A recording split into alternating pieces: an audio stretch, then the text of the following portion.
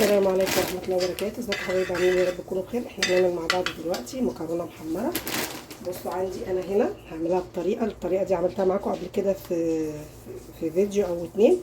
بقطع طماطميتين كده رفيع، وكمان هحط فيه هعملها المره دي احط لها صلصه بدل الطماطم المضروبه. تمام. وبصلايه هقشرها واقطعها واوريكم دلوقتي. انا الاول بقدح الزيت والسمنه، وبعد كده انزل بالمكرونه بتاعتي. الكميه اللي انا عاملاها مثلا على قد طبقين مثلا، بس يعني انا مش هزود عن كده. تمام. عشان لما بيفيض ما بتبقاش مش حلوه. مش هزود عن طبقين. اما تخش بقى التحمير بروح نازله البصلايه المتقطعه، وبعد كده الطماطم. حابين نحط فص ثوم، بحط فص ثوم برضه مع البصلايه اهو رفيع خالص كده، بقطع معاه البصلايه. تمام. اللي هخلي البصلايه الاول لوحدها تتحمر اهي لسه معانا. انا مهديه النار على ما احرك البصلايه، واول ما تخش سوا في تحمير هننزل البصلايه بتاعتي.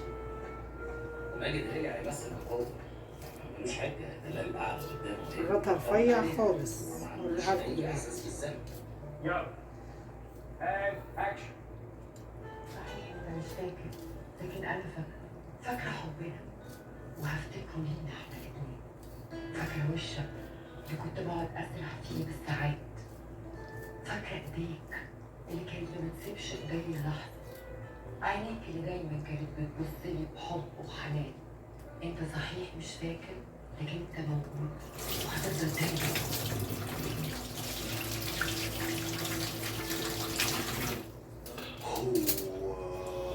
نعلي بقى النار شويه.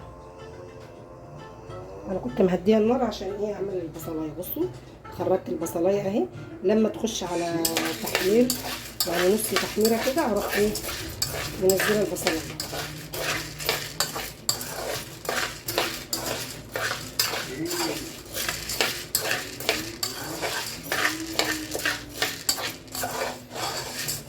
انا عملت كده الكميه دي طبقين بالظبط. يعني المكرونه لما بتفيض محتاج انت ما تاكلتش رميه طبق من كام يوم.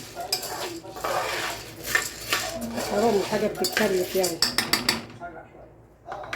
وعندي بقى الصلصه كمان هحطها برضو. جاهز الكيس بتاعي، راحوا نجهزه اهو. بصوا الكيس كده عندي جاهز. اول ما كده اروح منزلاه بقى ننزل الصلصه قبل ما نحط الميه بتاعتي.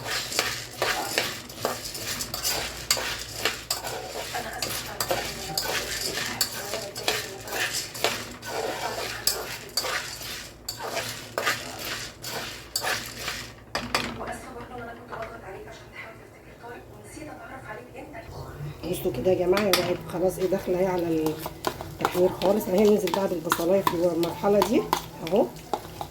تمام. هي خلاص كده داخله على السوا.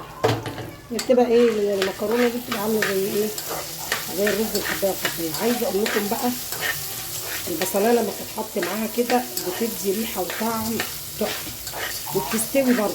يعني هي بتتحمر مع المكرونه وفي نفس الوقت بتستوي.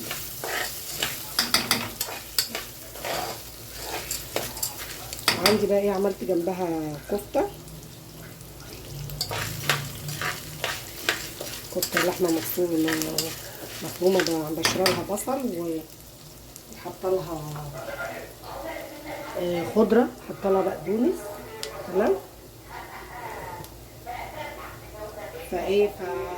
فصبعتها تبلتها وصبعتها وهي في الفرن بتستوي.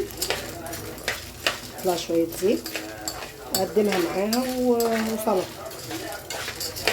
مش هعمل بطاطس محمره النهارده. بصوا بقى البصلايه دي بتخليها طعم في حته تانيه خالص.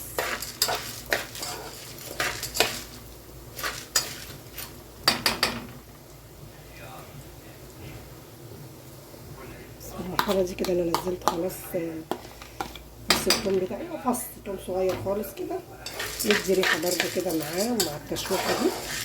وخلاص هبدا انزل بالطماطم بتاعتي اللي انا مقطعاها والصلصه والبهارات بقى والمرقه والبابريكا بتاعتي.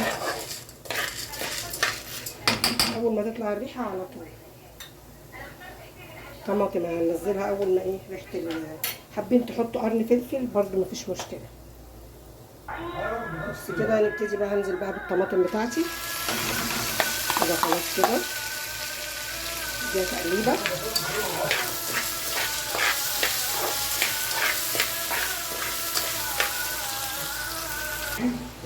حطيت ايه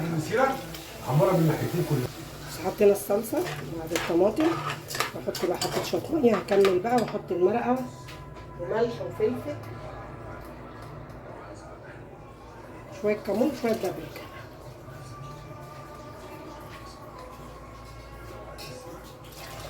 مش اكتر من كده، مش عايزين نزود الميه. دوبك ايه يا دوبك تغطيها بس عشان ايه متعجنش مننا. بصوا بقى كده حطيت كله التوابل كله ملح فلفل كمون.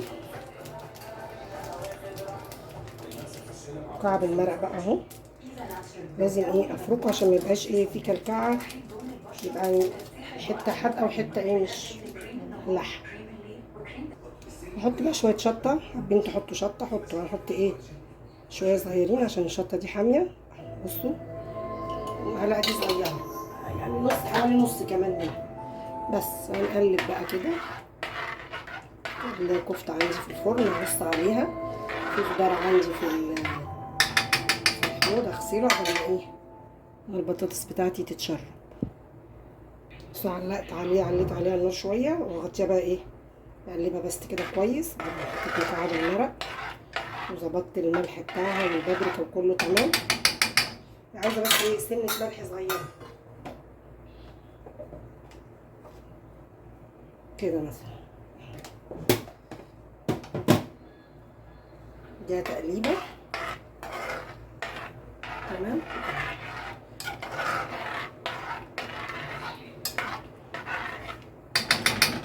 ايه واغطي عليها واسيبها ايه اول ما تتشرب اوطي بقى عليها.